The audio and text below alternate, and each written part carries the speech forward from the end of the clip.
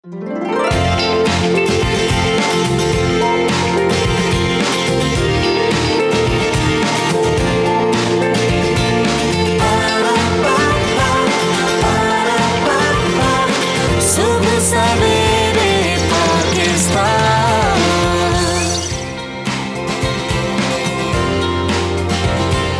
वालेकुम नाज़रीन, आप देख रहे हैं सुबह सवेरे पाकिस्तान। मैं हूं आपकी मेज़बान रमशा कंवल।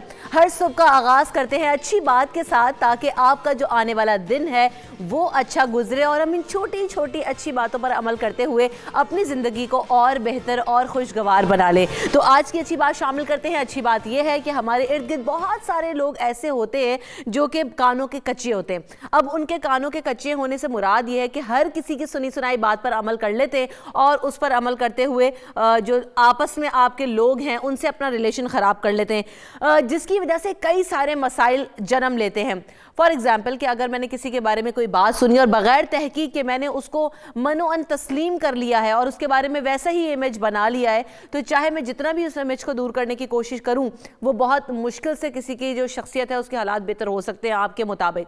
तो बेहतर यह है कि किसी को भी जज करने से पहले या किसी के भी बारे में कुछ भी सुनकर उस पर यकीन करने से पहले बेहतर है कि कुछ तहकीक कर लें, कुछ जानकारी कर लें, या जो है तसल्ली रखें कि ये जो शख्स मुझे बता रहे हैं हर बात सही नहीं होती है। तो हर इंसान को अल्लाह ताला ने सोचने समझने की सलाहियत भी दी है, तो सुनी सुनाई बातों पर अमल करके अपने रिश्ते ख़राब ना करें, अपने ताल्लुकात ख़राब ना करें, अपनी ज़िंदगी जो है वो बेहतर तरीके से गुजारें और दूसरों को भी थोड़ी स्पेस दें और अपने आप को भी जो है ना वो उसी हिसाब से मोल्ड करें कि हर किसी की बात पर फौरी तौर पर अमल नहीं करना चाहिए। तो हम आगे बढ़ेंगे और नज़र डालते हैं कि आज मौसम की सूरत हाल कैसी है। तो सबसे पहले लाहौर का रुख कर लेते हैं। लाहौर में आज बहुत बहुत बहुत बहुत बहुत ज़्यादा फॉग है, क्योंकि हद निगाह जो है वो सिफर रह गई है। गाड़ी से आगे गाड़ी जो चल रही है वो नज़र नहीं आ रही है, शदीद धुंध है। और आज जो कम से कम दर्जा हरारत है लाहौर में वो 5 है, ज़्यादा से ज़्यादा 17 डिग्री सेंटीग्रेड रहेगा। इसके बाद इस्लामाबाद का रुख करेंगे। इस्लामाबाद की अगर बात की जाए तो वहाँ पर कम से कम दर्जा हरारत 3 डिग्री सेंटीग्रेड, जबकि ज़्यादा से ज़्यादा दर्जा हरारत 16 डिग्री सेंटीग्रेड रहेगा। सूरज आज वहाँ पर निकला हुआ है। अगर कराची की बात की जाए तो कराची में कुछ सर्दी में मामूली सी कमी हुई है और कम से कम दर्जा हरारत 10 डिग्री सेंटीग्रेड, ज़्यादा से ज़्यादा 24 डिग्री सेंटीग्रेड रिकॉर्ड किया जाएगा। पेशावर की अगर बात की जाए तो पेशावर में कम से कम दर्जा हरारत 3 डिग्री सेंटीग्रेड, ज़्यादा से ज़्यादा दर्जा हरारत 17 डिग्री सेंटीग्रेड रहेगा। इसके अलावा अगर कोयटा की बात की जाए तो कोयटा में -7 होगा, जबकि ज़्यादा से ज़्यादा 3 डिग्री सेंटीग्रेड होगा। और कोयटा में भी जैसे हमने देखा खूब बर्फ़ जमी हुई थी और खूब सर्दी पड़ी है। तो मुजफ्फराबाद की बात करें तो वहाँ पर -4 और ज़्यादा से ज़्यादा 5 डिग्री सेंटीग्रेड होगा। तो इस मौसम में जो अपनी ग़िज़ा है वो इस मौसम के अकॉर्डिंग प्लान करें, अपनी जो आउटफिट उसको इस मौसम के अकॉर्डिंग प्लान करें, अपने आप को हाइट करके रखें, अपने आप को वार्म अप रखें, ताकि आपकी सेहत अच्छी रहे। और सेहत अच्छी होगी तो आगे ज़िंदगी अच्छी होगी। आप अपना ख्याल रखेंगे तो आप अपने करीब लोगों का ख्याल रख सकते हैं।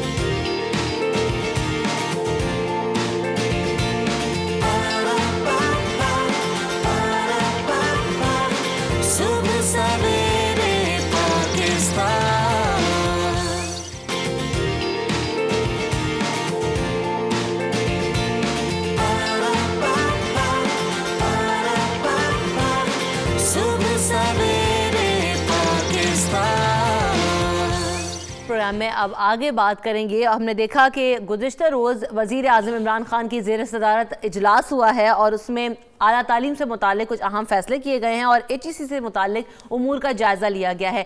एक तो चीज़ ये कि जब चेयरमैन HEC ने वज़ीर आज़म को ब्रीफिंग दी तो उस पर कहा कि जो तरक्याती बजट है वो 29 अरब रुपए तक बढ़ाया गया है। लेकिन कुछ ख़बरें ये भी गर्दिश करती रही मार्केट में, जो कि एक मनफी प्रोपेगेंडा भी है कि तालीमी बजट कम कर दिया गया, जिस पर इमरान खान साहब ने कहा कि तालीम का बजट बढ़ाया तो जा सकता है, दुगना तो किया जा सकता है, लेकिन कम किसी भी सूरत नहीं किया जा सकता। इसके अलावा दो बहुत अहम पहलू हैं जिस पर कल नज़रसानी की गई और उसमें ये कि जो हमारी जामियात हैं, जो हमारे यूनिवर्सिटी के कोर्स आउटलाइंस हैं, उनमें तसव्वुफ़ बिल्कुल नहीं पढ़ाया जाता है।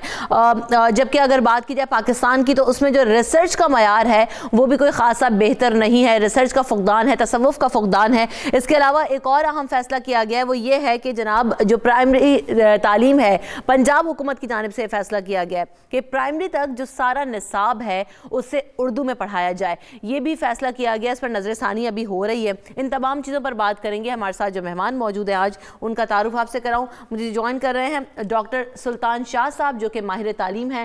डॉक्टर साहब, वेलकम टू द शो। अस्सलाम वालेकुम, कैसे हैं? वालेकुम अस्सलाम रहमतुल्लाह। डॉक्टर साहब, अब सबसे पहले तो क्योंकि बहुत सारी बातें हम करते रहते हैं जी, बजट इतना हो गया उतना हो गया, हम इस पे भी बात करेंगे, लेकिन सबसे पहले जो की पॉइंट मुझे आज की इस खबर में लगा वो यही था कि बिल्कुल बजा बात है कि हमारा जो तसव्वुफ है वो हम नहीं पढ़ाते हैं। हम रिसर्च बेस्ड जो है, जब तक पीएचडी तक बच्चा नहीं पहुंचता, बल्कि अब तो बूढ़े होकर लोग पीएचडी कर रहे होते हैं, तो जब तक पीएचडी तक नहीं पहुंचेंगे ना तो हम रिसर्च पे नहीं आएंगे।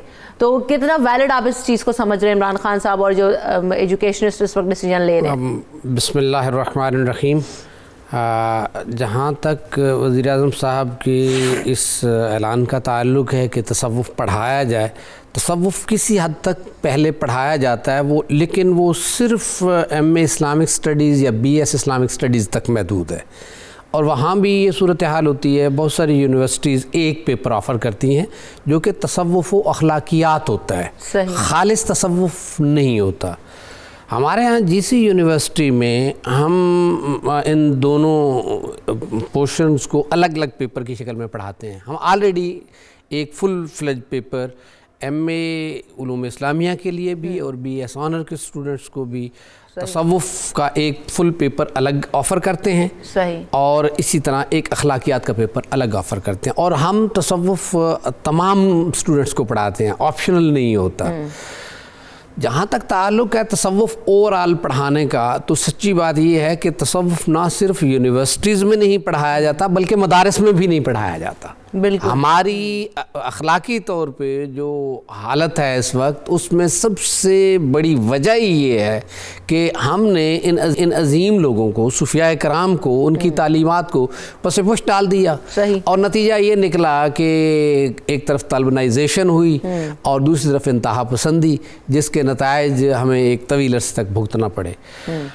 सूफिया कराम जिन्होंने बरसग़ीर पाक व हिंद में इस्लाम को फैलाया और इस्लाम की तरवीज की, और जो तबलीग सूफिया ने की उसके जो नताइज थे, यकीनन उस तरह के नताइज उलमा की तबलीग या उनके दुरूस से बरामद नहीं हो सके। उसकी रीज़न ये थी, सूफ़ी और दूसरे लोगों में फ़र्क ये होता है कि सूफ़ी पहले वो काम खुद करता है, सही बात है, और फिर अपने अमल के ज़रिए वो दूसरों को इसकी तालीम देता है। तो हमारे मदारिस में भी तसव्वुफ़ कहीं नहीं पढ़ाया जाता। अच्छा डॉक्टर, ये सूरत बिल्कुल ये है अलमिया, और बड़ी बात ये है कि अब उस पर बात होना शुरू हो गई है। जब बात होती है तो चीज़ें आगे होती भी हैं, हम होपफुल हैं।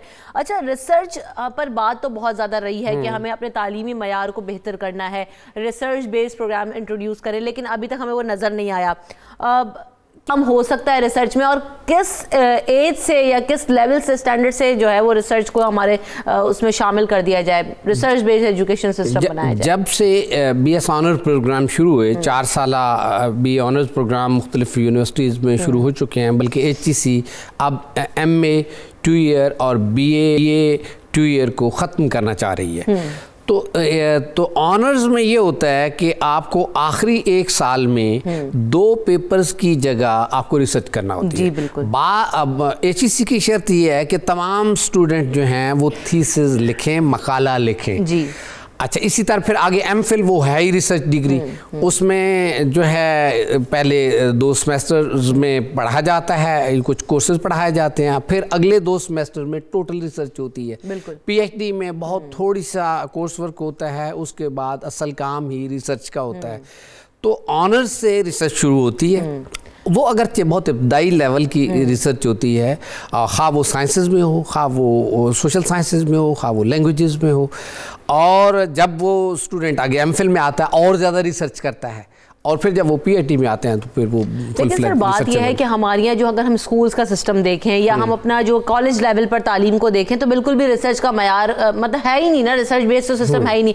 जी, आपको कोर्स दे दिया, आपने वो रटना है और वही सवालों के जवाब जाके लिख देने। कोई इस तरह का निज़ाम ही नहीं। फिर जनाब आप पीएचडी करने पे आते हैं तो आप रिसर्च करते हैं, तो कहाँ से हम वो सोचेंगे कि वो क्रिएटिव बच्चे निकल आए और क्रिएटिविटी हमारे अंदर उस तरीके से हम जाके चीज़ों को पोर्ट्रे कर सकें। स्कूल लेवल पे, कॉलेज लेवल पे रिसर्च इंट्रोड्यूस कराना और बच्चों में ये सलाहियतें पैदा करना कितना ज़रूरी है? दुरुस्त फरमा रही है। उसका तरीकाकार ये होता है कि पहले बच्चों को उन एक्सटेंसिव स्टडी कराई जाती है। उन्हें ये कहा जाता है ये मैंने पढ़ाया है, किसी लेवल पे भी आप ये कह सकते हैं, तो ये किताबें आपके लेवल पर इस मौजू पर हैं, आप घर इन्हें पढ़ें और इनकी एक असाइनमेंट तैयार कर लें। तो इससे बच्चे में रिसर्च की तरफ मीलान बढ़ता है और फिर अल्टीमेटली नतीजा ये होता है कि वो अपनी रिसर्च को ऐसा ऐसा आगे बढ़ाता है। रिसर्च में 1 या 2 दिन या 1 या 2 साल का ये प्रोसेस नहीं होता, ये एक ट्रेनिंग होती है, फिर टेक्निक सिखाई जाती है। जब हम यानी बच्चा ऑनर्स में या एमए में आता है उसको टेक्निक सिखाई जाती है और फिर एमफिल में तो एक्सटेंसिवली उसको एक रिसर्च मेथडोलॉजी का पेपर पढ़ाया जाता है। हाँ, वो किसी भी कोई भी एमफिल कर रहा हो, साइंसेज में, सोशल साइंसेज में, उसको बाकायदा बताया जाता है कि आपने रिसर्च करनी है इस तरीके से। जो आप कह रही हैं कि रिसर्च नहीं है, आलम ये है कि हमारी जो साइंस एजुकेशन है, फिज़िक्स, केमिस्ट्री, बायोलॉजी है, इनको पढ़ाने के लिए इनका एक हिस्सा लाजिमन होता है कि आपने प्रैक्टिकल्स करने हैं। तो आप कितने प्रैक्टिकल्स कितने कॉलेजेस में होते हैं और कितने में नहीं होते, ज़रा अंदाज़ा कर लें। इवन बहुत सारे कॉलेजेस ऐसे हैं जिन्होंने इंटरमीडिएट लेवल पे या डिग्री लेवल पे वहाँ बच्चे कभी लैब में गए ही नहीं होते, उन्हें जो लेबॉरेटरी इक्विपमेंट्स का ही पता नहीं होता। जो बच्चा जाएगा ही नहीं, वो साइंस की तरफ आगे क्या यानी कारनामा सारे अंजाम दे सकता है। वो आखिर के 15 दिनों के अंदर प्रैक्टिकल्स की तैयारियां करा दी जाती, वो भी बच्चों को रटा दिया जाता है कि ये रट के आ जाओ, ये लिख देना, इसमें ये डालना, उसमें वो डालना, मिक्स करना और एक्सपेरिमेंट पूरा हो जाएगा। तो मतलब कॉलेज लेवल पे हमारी यहाँ सूरत हाल है, स्कूल लेवल पे ये सूरत हाल है कि जब बच्चों को आप ट्रेन ही इस तरह से करेंगे तो वो आगे किस तरह बढ़ेंगे।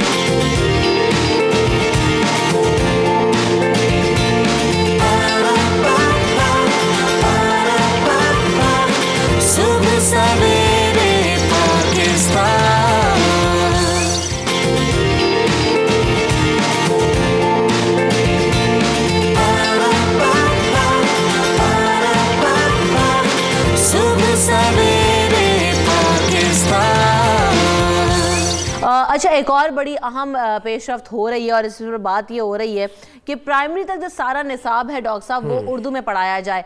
अब आज के दौर में जहाँ पर हमें हर चीज़ या रिसर्च की हम जो बात कर रहे हैं इंटरनेट पर मौजूद है, इजीली अवेलेबल है, ज़्यादातर चीज़ें अंग्रेज़ी में हमें अवेलेबल हैं। हमारी जो आगे जाके कोर्स आउटलाइंस हैं या जो बड़े बड़े राइटर्स की किताबें हैं उनको अभी तक ट्रांसलेट तो किया नहीं गया है।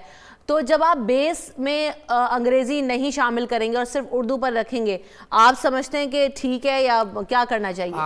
हमारे यहाँ बड़ा ये अलमिया है मीडियम ऑफ इंस्ट्रक्शन का, और जब से पाकिस्तान बना ये बहस चल रही है और हम किसी नतीजे पे नहीं पहुँचे। होता ये है कि बच्चा घर में बहुत सारे बच्चों के पेरेंट्स पंजाबी बोलते हैं, बच्चा स्कूल जाता है उसे उर्दू सिखाई जाती है, साथ उसे कहा जाता है कि अंग्रेज़ी भी पढ़नी है, तो बच्चा ज़बानों में उलझ के रह जाता है। सही है। जहाँ तक ताल्लुक़ है, अगर मादरी ज़बान में किसी भी बच्चे को तालीम दी जाए पहले 5 साल तक, तो उसके बड़े अच्छे रिज़ल्ट्स होते हैं। पूरी दुनिया में एक्सपेरिमेंटेशन हुई है इस पर, माहिरीन तालीम के इस पर मुख्तलिफ जो है रिसर्च मौजूद है।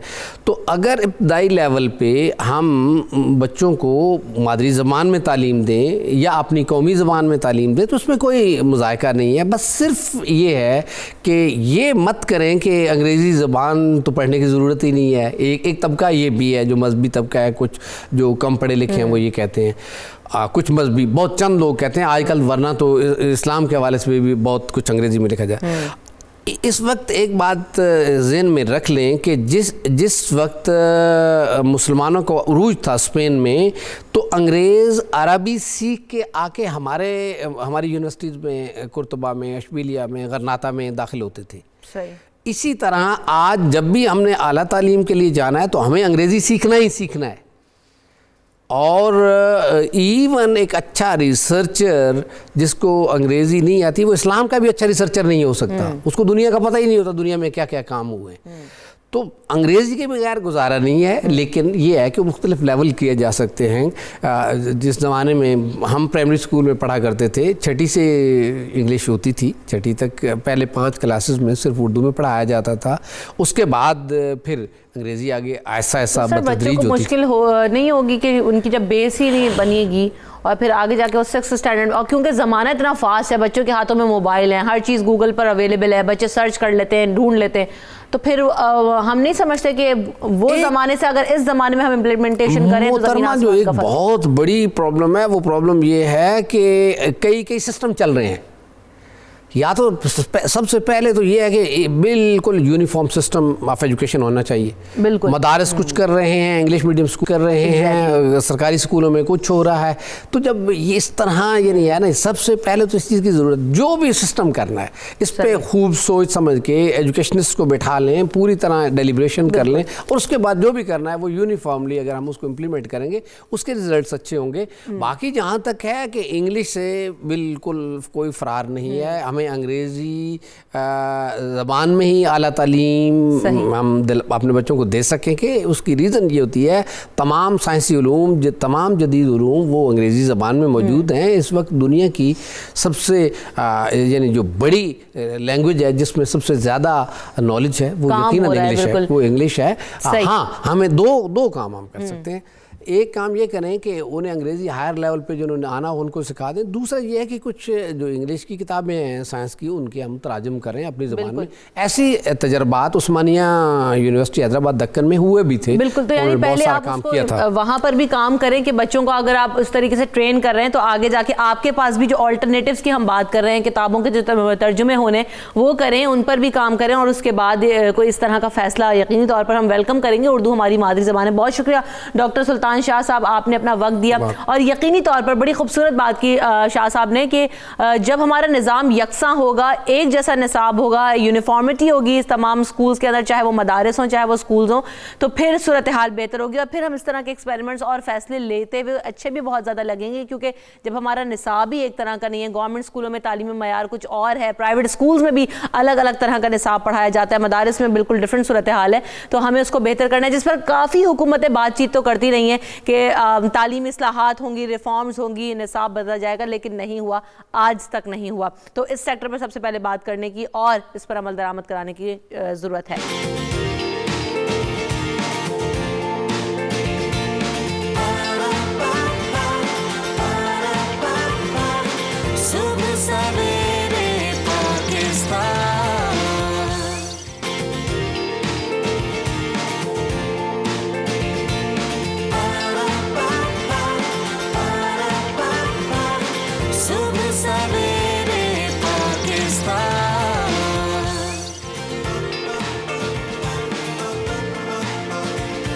तो जनाब, अब हम बात करेंगे कि आज जैतून हमारी ज़िंदगियों के लिए कितना इम्पॉर्टेंट है, सेहत इसमें कितनी है, और जैसे कि कहा जाता है कि हुज़ूर पाक सल्लल्लाहु अलैहि वसल्लम की फ़ेवरेट ग़िज़ाओं में से एक चीज़ जो थी वो जैतून भी थे, और इसका इस्तेमाल किस तरह से किया जा सकता है। और साथ साथ हम अलसी पर भी बात करेंगे कि अलसी को किस तरह हम इस्तेमाल कर सकते हैं, अलसी के फ़वाइद क्या हैं, कितनी हेल्दी चीज़ है। तो जैतून और अलसी का तेल अगर इस्तेमाल किया जाए तो उससे क्या क्या जो है वो फ़ायदे हासिल हम कर सकते हैं। तो मेरे साथ जो मेहमान मौजूद है आज जैतून और अलसी के फायदे बताने के लिए, उनका तारुफ कराते चलते हैं। हुमा ज्वाइन कर रही हैं आज। Welcome to the show Huma, आप ठीक हैं? मैं बिल्कुल ठीक हूँ। All set and ready to जो है ना कुक। हुमा आती हैं तो बस फटाफट खाना तैयार करती हैं। उसके साथ साथ मेरे साथ डॉक्टर फरजीन मलिक साहिबा मौजूद हैं जो कि न्यूट्रिशनिस्ट हैं। Welcome to the show doctor साहिबा। और साथ साथ कराची से हमारे साथ डॉक्टर बिल्किस मौजूद होंगी जो कि हर्बलिस्ट हैं और आपको मज़े मज़े की टिप्स बताएंगी। क्विक टिप्स जो होंगी वो आप अपनी अगर शामिल करें, उनको इस्तेमाल करें तो आप बहुत सारी चीज़ें कर सकते हैं। मतलब आप ही बताएंगी कि कैसे कैसे इस्तेमाल कर सकते हैं। So moving on to Huma. Huma, आज आप क्या बना रही हैं? अलसी का इस्तेमाल कर रही हैं, जैतून का इस्तेमाल कर रही हैं, बनेगा क्या? बिल्कुल, एक तो जो है ऑलिव्स, अब हमारे यहाँ भी काफ़ी किस्म के ऑलिव्स में मिल जाते हैं। ऑलिव ऑयल जो है वो ड्रेसिंग्स में आप इस्तेमाल कर सकते हैं, सैलेड्स की ड्रेसिंग में। उसके अलावा जो है कुकिंग जो है वो जो ग्रीन कलर का specially extra virgin olive oil होता है उससे नहीं करनी चाहिए, रिकमेंड भी नहीं करते। अच्छा। और मैं भी ये कहती हूँ कि जो आपके पास ये ऑयल है उसको कोशिश करें कि ड्रेसिंग्स वगैरह में इस्तेमाल करें सैलेड्स के साथ। ठीक है। लेकिन ऑलिव्स के साथ एक सालसा बनेगा, दैट्स लाइक चटनी कह सकते हैं आप उसको, टमाटर के साथ बनेगी या आप सैलेड कह सकते हैं। एक तो वो बनने जा रही है। दूसरा जो है अलसी के साथ, अलसी के लड्डू बड़े बनते हैं जी सर्दियों में स्पेशली, क्योंकि गुड़ भी इस सीजन में आ जाता है और सर्दी भी होती है। सर्दी में ऐसी चीज़ों का मंचिंग बना के आप चीज़ें ऐसी रख लें किसी बॉटल में, किसी जार में, और उसको एक आधा पीस निकाला और चलते फिरते खा लिया, और बहुत ही ताकतवर भी है। देसी घी के साथ वो भी बनाएंगे। और सबसे पहले मैं जो है अलसी के लड्डू बनाने स्टार्ट कर रही हूँ। उसके बाद चिकन भी एक बनेगा जी, जिसके अंदर तिल भी हम इस्तेमाल करेंगे और ऑलिव्स भी इस्तेमाल करेंगे। ठीक है। तो मैं ये चीज़ें बनाना स्टार्ट कर रही हूँ। सबसे पहले जो है अलसी के लड्डू बनाऊंगी। ठीक है। अच्छा, उसके लिए देसी घी आपने लेना है। कुछ लोग जो है इसके लिए वो भी इस्तेमाल करते हैं जो तेल होता है सरसों का, लेकिन मैं इसको देसी घी में ही बना रही हूँ। सही है। अच्छा, अलसी जो है आपने रोस्ट कर लेनी है, रोस्ट थोड़ी सी भून लेनी है, किसी ऑयल के साथ नहीं, खाली उसको पैन में डाल के जो है उसको भून लेना है। साबुत आपने अलसी लेनी है, उसको किसी भी पैन में लेके आपने उसको अच्छे से भून लेना है। ऑलमोस्ट आधा घंटा लगेगा रोस्ट करने में। कोशिश करें कि चम्मच चलाते रहें, जले ना उसके दाने कोई भी। उसके बाद आपने उसको जो है पीस लेना है। अगर आप चक्की से पिसवा सकते हैं तो चक्की से पिसवा लें, अदरवाइज मैंने तो ब्लेंडर में चॉपर में उसमें डाल के उसको पाउडर सा बना लिया था। थोड़े से लाइट से उसके अंदर चंक्स रहेंगे इस तरह से। ठीक है। जब देसी घी थोड़ा सा इसका ये पाउडर फॉर्म में आने के बाद इस तरह हो जाएगा। पाउडर फॉर्म में आने के बाद इस तरह हो जाएगा। गुड़ का जो है जी वो मैंने शीरा बना लिया, और वो मैंने वो निमिषा आप मुझे पास करेंगी वो बिल्कुल। अच्छा, मुझे लगा ये शहद है। नहीं ये गुड़ है, शहद समझ। बिल्कुल। और गुड़ जो है ऑलमोस्ट अगर आपने 1 kg अलसी ली है तो उसके अंदर 500 ग्राम देसी घी लेना है आपने, और साथ में जो है गुड़ जो है वो 700 ग्राम के करीब लेके उसको आपने थोड़ा सा पानी डाल के उसका लिक्विड सा शीरा बना लेना है। अच्छा जी, ये अलसी मैं उतनी देर में भूनूंगी, इसको थोड़ा सा टाइम लगेगा रिमशा। ठीक है। जब ये भुन जाएगी अच्छे से, खुशबू आएगी बड़ी प्यारी, जिस तरह से सूजी को भूनते हैं हम खुशबू आती है, बिल्कुल वैसे ही। जब ये भुन जाएगी उसके बाद हम शीरा इसके अंदर ऐड करेंगे। साथ में जो है आपके पास खोपरा पड़ा होगा कद्दूकस हुआ हुआ, साथ में बादाम है इसके और 4 मगज है, वो ऐड करके हम इसके बॉल्स बना लेंगे। ठीक है। लेकिन तो जब हाँ जी, अभी आप फिर इसको भूनेंगे। मैं इसको भूनूंगी। फिर आपने बता दी क्या वो गुड़ और वो भी डालेंगी खोपरा, तो फिर लड्डू की फॉर्म में फिर आप लेकर आएंगे। तो आप इसकी भुनाई कीजिए, तो मैं ज़रा शामिल कर लेती हूँ। ये जो बात हम कर रहे हैं डॉक्टर साहिबा कि अलसी के बड़े सारे फ़वाइद हैं, जैतून के बहुत ज़्यादा फ़ायदे हैं, तो जैसे अलसी के लड्डू बनना शुरू हो गए हैं और भुनाई होना शुरू हो गई है, तो हम यहाँ पे अलसी से ही शुरू कर लेते हैं।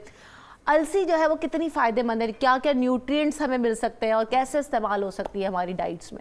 अच्छा, फ्लैक्सीड जो है वो काफ़ी अरसे से यूज़ में है, लेकिन हमें अब ख्याल आया है कि ये वाकई बहुत ज़्यादा न्यूट्रिशियस है और बहुत ज़्यादा इसका फ़ायदा और बेनिफिट है हमें। अच्छा, अब अलसी जैसे कि अभी बता रही थी आपकी शेफ़ भी कि अलसी का तेल भी बहुत अच्छा होता है। अलसी वैसे भी आप क्रश करके भी, ग्राउंड करके भी खा सकते हैं। सुबह नाश्ते में अगर आप फ्रूट बोल लेते हैं तो उसके ऊपर आप क्रश करके डाल सकते हैं उसको।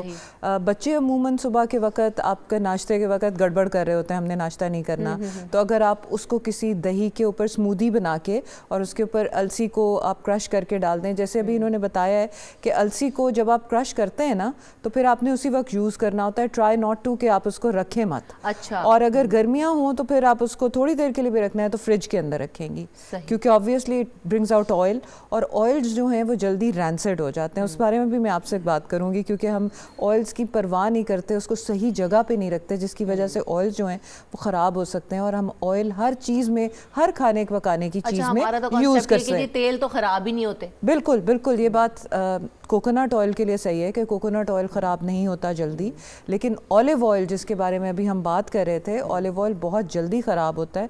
उसको आपने एक डार्क जगह पे रखना होता है और ड्राई जगह पे रखना होता है। सही। और क्योंकि ऑलिव ऑयल जो है ना वो बड़ी जल्दी ऑक्सीजन के साथ मिलकर ऑक्सीडाइज होता है, तो इसलिए बेहतर है कि ख़राब ना हो, क्योंकि जब किसी भी ऑयल का स्मोकिंग पॉइंट से बियॉन्ड हम कुक कर लें तो फिर वो टॉक्सिक हो जाता है, फिर उसकी अफादियत जो है वो बिल्कुल ख़त्म हो जाती है। तो हमारे यहाँ वो जो तेल कुड़कुड़ाते हैं और जब तक वो बबल्स नहीं बनते, एग्जैक्टली, प्याज ही नहीं जाती। सो यू शुड नो कि आप कौन सा कुकिंग ऑयल यूज़ करें। कुछ कुकिंग ऑयल्स होते हैं कुछ सिर्फ स्टर फ्राइंग ऑयल्स होते हैं, सही। कुछ सिर्फ आप ऐसे ऑयल्स होते हैं जैसे अभी इन्होंने अलसी को सिर्फ रोस्ट किया, या जैसे तिल होते हैं सेसमी जिसको हम कहते हैं, तिलों को हम रोस्ट कर लेते हैं हल्का सा और उसका ऑयल जो है वो एक्सट्रैक्ट हो जाता है।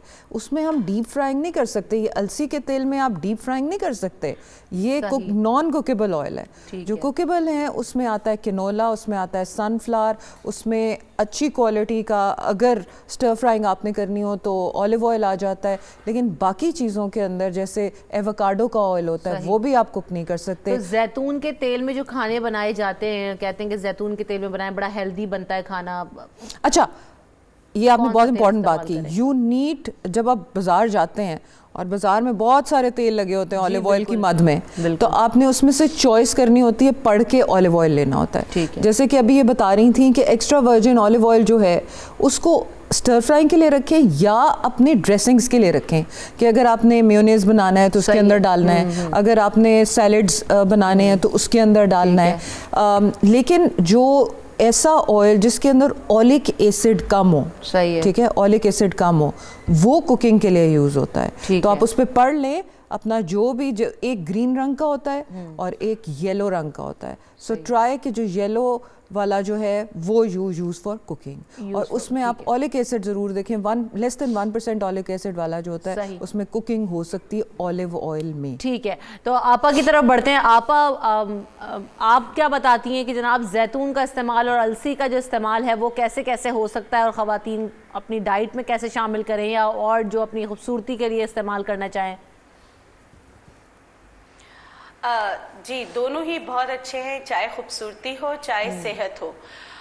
लेकिन जो फ्लैक्सीड ऑयल है वो फीमेल से ज़्यादा मेल के लिए बहुत अच्छा होता है। सही। कोलेस्ट्रॉल को कंट्रोल करने के लिए अच्छा होता है। फीमेल के लिए हमेशा जो है रोस्ट करके उसका इस्तेमाल करें, और अलसी जो है वो आपके जोड़ों के दर्द के लिए बहुत अच्छा होता है। सही। अगर आप जो अलसी और मेथी साथ मिक्स करके रख लें, अलसी को थोड़ा सा भून लिया, भूनने के बाद मेथी दाना उसमें मिक्स कर लिया, दोनों हम वजन, फिर अब इसको अगर इस्तेमाल किया जाए तो ये जो है जोड़ों के दर्द के लिए बहुत एक जादुई दवा बन जाती है। साथ में आपके कोलेस्ट्रॉल के लिए बहुत अच्छी होती है, और आपके शुगर जो पेशेंट है वो भी इसका इस्तेमाल कर सकते हैं। इस्तेमाल कितना करना ये ज़्यादा इम्पोर्टेंट है। तो ये आप 2 चम्मच 2 टेबल स्पून हीप तक पूरे दिन में इस्तेमाल कर सकते हैं। सही है। अब आपने इसको डिवाइड कर लेना है, चाहे आप इसको सैलेड में डालें, चाहे आप इसको वैसे ही पानी में हल करके, क्योंकि पानी में भिगो देते तो ये फूल जाता है, तो आसानी से आप इसको खा सकते हैं। और अगर जिनका कोलेस्ट्रॉल बहुत ज़्यादा हाई रहता है तो वो अलसी, चाहे मेल हो चाहे फीमेल हो, जिनका कोलेस्ट्रॉल और ट्राइग्लिसराइड बहुत हाई रहता है, ठीक है, तो 1/4 टीस्पून फ्लैक्सीड ऑयल जो है वो आप सुबह खाली पेट ले सकते हैं। लेकिन थायराइड पेशेंट ना हो तो फिर वो ये जो आराम से इसका ऑयल जो है वो कंज्यूम कर सकते हैं। उससे उनका ट्राइग्लिसराइड बहुत जल्दी नॉर्मल हो जाता है, अगर एक्सरसाइज भी साथ करें तो। ठीक है। और जैतून जो है वो जिस तरह प्रोसेस उस पर सारा लिखा होता है, कोल्ड प्रेस है, किस तरह है, और एक्सपायरी लिखी हुई होती है। ड्रेसिंग के लिए तो ड्रेसिंग के लिए लिखा होता है, अगर कुकिंग ऑयल है तो कुकिंग के लिए लिखा होता है, क्योंकि उनके तरीके होते हैं कि वो किस तरीके से निकाला गया है, तो फिर उसी वजह से उनकी एक्सपायरी उन पे लिखी हुई होती है। जब भी आप फ्लैक्सीड या जैतून का लें वो एक्सपायरी आप देख लें। और जैतून का तेल तो वैसे ही आपके पित्ते से पथरी को तोड़ने में बहुत मदद करता है, कोलेस्ट्रॉल को खत्म करने में मदद करता है। तो अगर जिनकी टेंडेंसी होती है कि गुर्दे में पथरी बनती रहती है और पित्ते की पथरी मतलब कि है लेकिन आपको बॉदर नहीं कर रही, तो और आप चाहते हो कि वो डिसॉल्व हो जाए, तो जैतून का तेल आपके लिए बहुत अच्छा है कि आप 1 चम्मच जैतून का तेल और 1 चम्मच आप इसमें जो है ना नींबू मिक्स करके दिन में 2 बार पी लें, तो उससे जो है आपकी जो बॉडी में कैल्शियम के ऑक्सलेट जो डिपॉजिट हो जाता है वो और बार बार बनता है, उसका अमल खत्म हो सकता है। सही। अच्छा, तो आप ये जो हम अलसी की बात करते हैं, अलसी की तासीर गर्म होती है ठंडी होती है? देखिए, अलसी की तासीर अमूमन कहते हैं कि गर्म होती है, लेकिन इंसान की अपनी भी तासीर होती है। आपका अपना भी मिजाज होता है। तो जो नेचुरोपैथी में हम चीजों की तासीर से ज्यादा जब हम जो जिसको हम दवा दे रहे हैं उसकी तासीर देखना ज्यादा जरूरी है। लेकिन ये उनके लिए बहुत अच्छा है जो बलगमी मिजाज वाले लोग होते हैं, जिनको बलगम बनता रहता है, जिनको ठंड का एहसास बहुत ज्यादा होता है, जिनके फिंगर टिप्स ठंडे रहते हैं, तो फ्लैक्सीड उनके लिए बहुत अच्छा है। और फ्लैक्सीड उनके लिए अच्छा नहीं है जो हर वक्त ये शिकायत करते हैं कि सर जल रहा है, मैदा जल रहा है, पाँव से आग निकल रही है। हो सकता है कि एलोपैथिक वाले इसको थोड़ा सा समझे कि ये तो सिम्टम नहीं हो सकते, लेकिन ये होते हैं लोगों के साथ। वो कहते हैं कि हमारे हाथ पांव जलते हैं, हमारे पांव से आग निकलती है, हमारा मैदा जलता है। तो ऐसे लोगों को जैतून और अलसी, जैतून को फ्रूट के तौर पे इस्तेमाल करना चाहिए और अलसी को बीज के तौर पे इस्तेमाल करना चाहिए, फिर इनके तेलों पे नहीं जाना चाहिए। ठीक है, एक कॉलर है हमारे साथ। अस्सलाम वालेकुम शमाइला, क्या सवाल है आपका? जी वालेकुम सलाम, क्या हाल है? अल्हम्दुलिल्लाह बिल्कुल ठीक, आप ठीक हैं? सवाल कीजिएगा। जी जी, मैंने डॉक्टर बल्कीस से सवाल करना था। पूछिए। अस्सलाम वालेकुम डॉक्टर साहब। डॉक्टर साहब, मुझे ब्रेस्ट कैंसर है, तो इसके लिए आपके पास कोई इलाज होगा? हेलो, मैं आपकी मदद कर सकती हूँ जी। मैं कौन सा ग्रेड पे है ये बताएं, क्या बोला है? क्या बोला है? ये तो नहीं बताया, अभी कहा कि 50% लग रहा है ये ब्रेस्ट कैंसर है। अभी शौकत खाना में मेरी रिपोर्ट गई हुई है, वो 3 दिन तक आ जाएगी। मेरे राइट साइड पे गिल्टी है। अच्छा बेटा, मैं इसके लिए आपकी मदद कर सकती हूँ। मैं ट्रीटमेंट नहीं करती, लेकिन मैं आपकी बहुत चीज़ों में हेल्प कर सकती हूँ। सबसे पहले, अच्छा आपने सवाल किया, मैं आपको बता दूं, जिनको भी ब्रेस्ट कैंसर होता है तो कुछ जड़ी बूटियां ऐसी हैं जो उनको नहीं लेना चाहिए, जो पेक्टोरियल मसल और प्रोलेक्टिन के लिए सही नहीं है, और हर घर में उसका इस्तेमाल होता है। जैसे सफ़ेद ज़ीरा, सौंफ, मेथी, भुट्टे, ये आपने नहीं खाने, ठीक है, सबसे पहले। और रोजमेरी, क्योंकि रोजमेरी ऑयल भी नहीं लगाना। और बाकी दमासा बूटी अगर सस्पिशियस है, अभी पता नहीं चला है, आप अपना ट्रीटमेंट कराएं। साथ में दमासा बूटी जो है वो 5 ग्राम पानी में भिगोकर दिन में 3 बार हर खानों के बाद लेना शुरू कर दें। और सुमलो बूटी का ऊपर का जो जड़ के छिलका होता है, सुमलो बूटी नहीं, उसके जड़ का जो ऊपर का छिलका होता है, वो भी आपने 5 ग्राम असर के वक्त दूध में डाल के पीना है। ये आप अपनी अद्वियात के साथ करते रहें।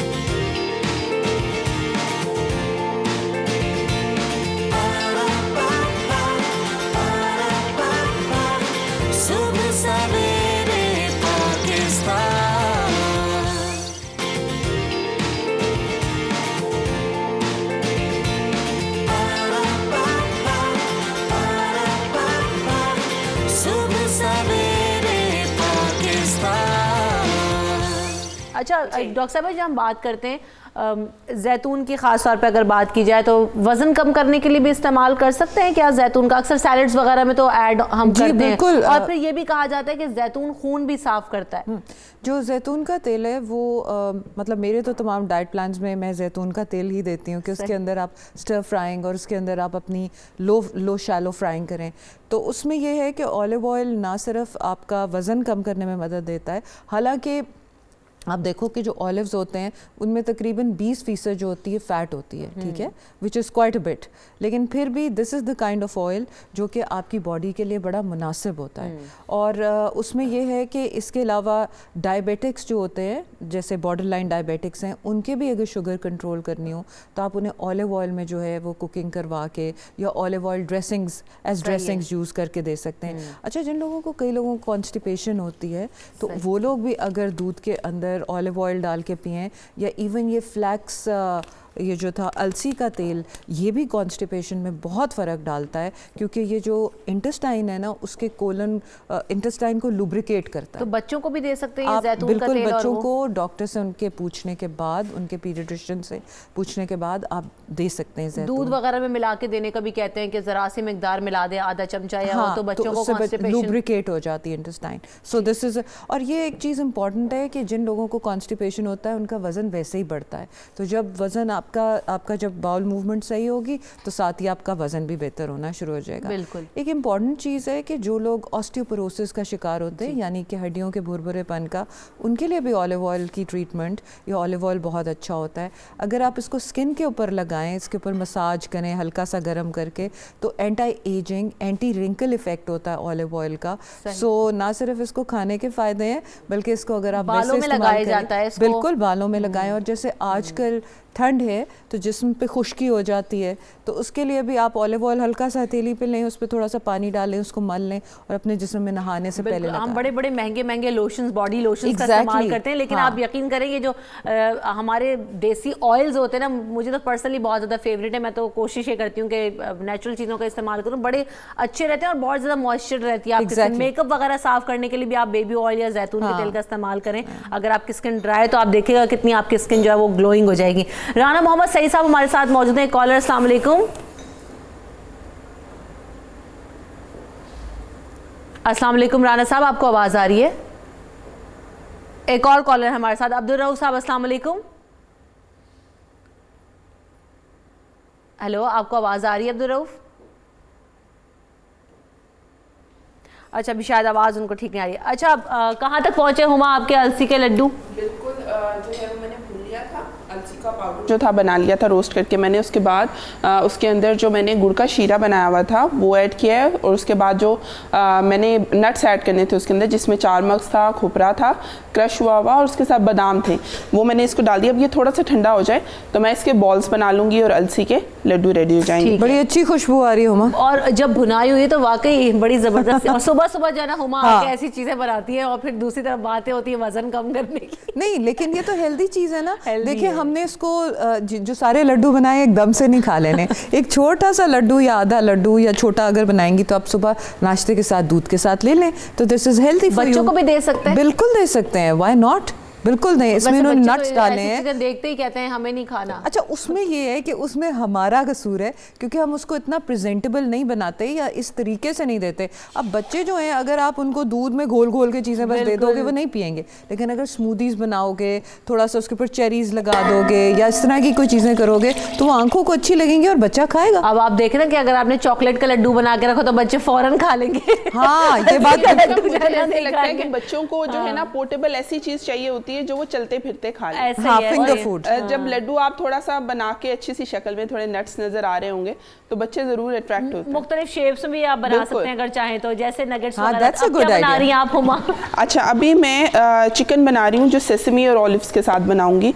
उसके लिए पहले मैं उसकी सॉस तैयार कर रही हूँ। सॉस के अंदर मैंने केचप ऐड की है, ऑलिव ऑयल ऐड किया है, उसके साथ मैंने थोड़ी सी soya sauce, hot chilli sauce जो है, सिरका ऐड किया है, शहद जो 2 चम्मच के करीब ऐड किया है, सॉल्ट ऐड किया है। ये सॉस मैं थोड़ी सी थिक करके बना लूँगी। उसके बाद करना ये है कि गार्लिक मेरे पास चॉप्ड है, इसको मैं सौते करूँगी, थोड़ा सा लाइट सा ब्राउन करूँगी। सॉस उसके अंदर ऐड करूँगी। चिकन ऑलरेडी आप बॉईल कर सकते हैं, फ्राई करके रख सकते हैं। वो चिकन कटा हुआ क्यूब्स में है मेरे पास, वो ऐड करूँगी साथ में। और लास्ट पे जो है उसके अंदर ऑलिव्स ऐड करेंगे हम, और सफ़ेद तिल जो है वो ऐड करेंगे, और उसको थोड़ा सा टॉस करके थिक करके, कॉर्नफ्लोर अगर आपको ज़रूरत लग रही है कि लगाना चाहिए तो उसके अंदर ऐड करके, तो वो हम प्लेन राइस के साथ ठीक है। तो बस अब आप जो है जल्दी से सॉस तैयार करें। खुशबुएं बड़ी ज़बरदस्त आना शुरू हो गई। ये कॉलर हमारे साथ आ गए, राना मोहम्मद सईद साहब वापस। अस्सलाम वालेकुम राना साहब, कैसे हैं आप? जी वालेकुम सलाम, अल्हम्दुलिल्लाह जी, आप सुनाए खैरियत? जी अल्हम्दुलिल्लाह। क्या सवाल है आपका? जी, सवाल मेरा डॉक्टर फजीन साहिबा से है, जो ऑलिव ऑयल एक्स्ट्रा वर्जन होता है, ऑलिव ऑयल एक्स्ट्रा वर्जन जो वो इस्तेमाल कर सकते हैं कार्डियोलॉजिस्ट, अपना हार्ट का कोई प्रॉब्लम हो, उसमें एंजियोप्लास्टी वगैरह हो या सेंटिंग वगैरह का डले हो, तो ये पूछना था। ठीक है, जवाब लेते हैं। आपका एक और कॉलर है, असद कसूर से हमें कॉल कर रहे हैं। जी असद, क्या सवाल है आपका? अस्सलाम वालेकुम। वालेकुम सलाम, मैंने बिल्किस आपा से बात करनी थी। जी पूछिए सवाल, सुन रही हैं आपको। हेलो आपा, जी बोलें। वालेकुम अस्सलाम। हाँ आपा, मैंने पूछना था, मेरे बाल बहुत गिर रहे हैं, तो मेरी 30। आपके बाल गिर रहे हैं? हाँ बहुत गिर रहे हैं, तो मैं, और एड़ियों में बड़ा पेन रहता है, तो क्या इसका हल है? चल ठीक है, बहुत शुक्रिया। आपके सवाल का जवाब लेते हैं, तो बल्कि पहले आपा से ही ले लेते हैं। आपा बता दें, बालों के लिए और उनकी एड़ियों में दर्द रहता है? अच्छा देखिए, एड़ियों में अगर दर्द रहता है और सुबह उठते ही अगर एड़ी ना रखी जाए तो सबसे पहले यूरिक एसिड चेक करा लेना चाहिए। ठीक है, ठीक है। तो यूरिक एसिड का मसला हो सकता है कि कैल्शियम का कोई और मसला हो या अर्थराइटिस का कोई मसला हो, लेकिन सबसे पहले यूरिक एसिड चेक कराएं, या हील स्पर हो रहा हो या आपकी हड्डी बढ़ रही हो जिसकी वजह से आपकी एड़ियों में दर्द होता है। तो ये तो आप ये इन्वेस्टिगेशन करा लें। ठीक है। अच्छा, तब और घर का मैं बता देती हूँ कि आपने अदरक का कहवा इस्तेमाल करना है। अगर बाल गिरने लगे तो वैसे सबको पता है कि बहुत सारी चीज़ें इस्तेमाल कर लेते हैं, B12 इस्तेमाल कर लेते हैं, जिंक का इस्तेमाल कर लेते हैं, मिनरल्स इस्तेमाल कर लेते हैं, बायोटीन इस्तेमाल कर लेते हैं, लेकिन अपने गर्ट का जो पेट का मसला है उसको हल नहीं करते। तो हमें वो एंजाइम्स चाहिए जो गुड बैक्टीरिया यानी कि अच्छे बैक्टीरिया बनाए, हमारे निज़ाम हज़म अच्छा हो सके। तो उसके लिए सबसे अच्छी चीज़ जो है वो दही है, जिसमें प्री एंड प्रोबायोटिक्स होते हैं जो अच्छे एंजाइम्स को प्रोड्यूस करते हैं। तो जिनके बाल गिरने लगे तो उन्होंने क्या करना है, तिरफिला लेना है, हड़, बहड़ा और आंवला, इसका पाउडर बना लेना है, इसका बीज नहीं होना चाहिए। उसके बाद लेना है एक बाउल दही का, उसमें डालकर दिन में एक बार लाजमी खाना शुरू करें।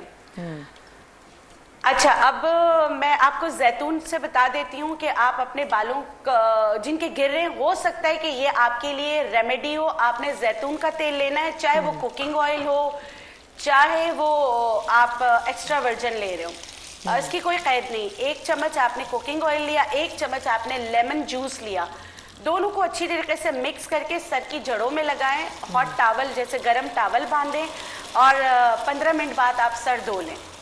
और इस ट्रीटमेंट को आप 7 दिन तक करें। हो सकता है कि ये जो टोटका है ये आपकी रेमेडी और दवा बन जाए। अगर 7 दिन के अंदर आपके बाल गिरना रुक जाते हैं तो आप इसको कंटिन्यू करें। ठीक है। अच्छा, डॉक्टर फरजीन साहबा से भी एक सवाल आया था, वो कोलेस्ट्रॉल और एक्स्ट्रा वर्जिन ऑयल इस्तेमाल करें या कौन सा ऑयल इस्तेमाल करें, इस पर मैं आपसे जवाब लूँगी, लेकिन मुझे ब्रेक लेना है। ब्रेक ले लेते हैं, ब्रेक के बाद वापस आएंगे, यहीं से कंटिन्यू करेंगे। हमारे साथ रहिए सब सवेरे पाकिस्तान।